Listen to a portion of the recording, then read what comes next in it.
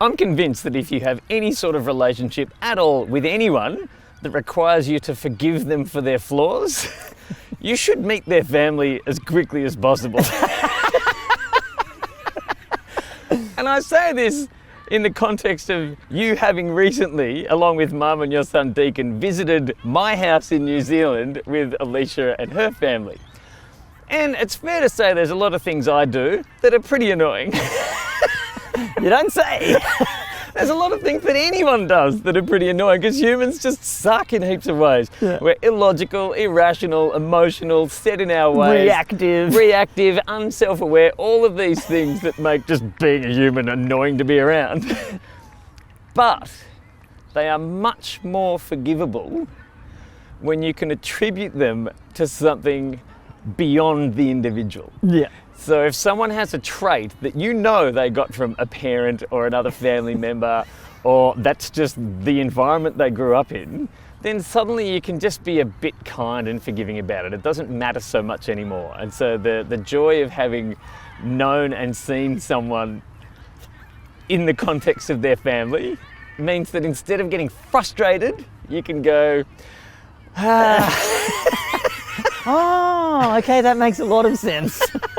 And so Mum explaining Dad's habit of doing things at the absolute last minute as I was making Harriet's fancy dress costume for Bookweek at 2 a.m. the day before it was due, staying up late. I didn't have everything I needed. I had to do a last minute run to the shop at 9 p.m. Which Alicia would find so annoying and stupid and infuriating because honestly, that's a dumb way to do things. Yeah. We knew about this project for a week. Yeah. And then Mum's watching me do it and just says, oh, reminds me of your dad, Tone. He was always doing set-up at 2, 3 a.m. the night before a show. And you get to watch the person who's found you frustrating just find a bit more peace with it. Yeah. And it goes both ways. When you're with someone who you find annoying and then you meet their mum or dad or sibling and you just, all of them are like that. There's this interesting tension in the way that we relate to other people. And it's one of those paradoxes that you have to surf both sides of, I reckon, to lead a really fulfilling life. And on the one hand, it is being able to forgive people, recognizing that in one way or some ways of looking at it, nothing's their fault. Like they are just the DNA that they were delivered by luck, born into the womb that they were nurtured in by luck, and then born into the world that started to influence their future decisions, which was all just luck based on the previous stuff. And in some ways, nothing's your fault. And then, like, I've found it quite interesting to be like, ADHD.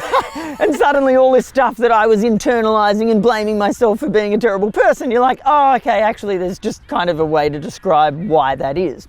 And so on the one hand, it's lovely to be able to forgive someone nearly anything. Just to be like, oh, well, there is a cause outside of you that we can ascribe that behavior, that reaction to, and we don't have to judge you for that, and that's cool. And then on the totally opposite side, our friend Di Foster talks about radical responsibility and how it may not be your fault. Nothing's your fault, but everything's your responsibility. And what you want to do in life is just find amazing, excellent people who are brilliant in, not every way, but in so many ways, and who hold themselves accountable for X, Y, and Z. And so I think there's this interesting and lovely tension in being super, super forgiving. In fact, 100% wholly forgiving if you can manage it. I don't think any of us actually can, but while also taking total responsibility for you and everything that you do. And there's an inherent unfairness in being 100% forgiving to everyone outside of yourself and 100% responsible for everything inside of yourself. But if we can all do that together, then we get to lead great lives. Completely agree. David White, in one of his poems about friendship, talks about the act of enduring friendship requiring constant forgiveness. You have to be permanently forgiving of anyone you want to keep close to you in your life. Yeah. And I just find that easier when I've met the person's family. Totally. Because you can just go, even if they're trying their best, they're still going to have this. They are the apple under the tree. They have not fallen far from the tree. So interestingly, that very same poem is essentially my blueprint for being a good parent. And he talks about how the ultimate touchstone of friendship is not like changing or influencing or anything else. It's just the opportunity to witness. And so I see my role with my kids is not to make them what I want them to be or even to shape them in ways that are amazing, but simply to meet them today and every day and to witness them becoming whoever they become. And of course I want to be a good influence and a good role model and everything else, but I find it so useful not to be like, they're a piece of clay that I'm trying to shape. Like, they're the sculptor. They're doing the shaping and I'm just getting the joy of witnessing it happening. I love it. Yeah, and if you love anyone at all, that's a great aspiration. Yeah. Witness. Yeah.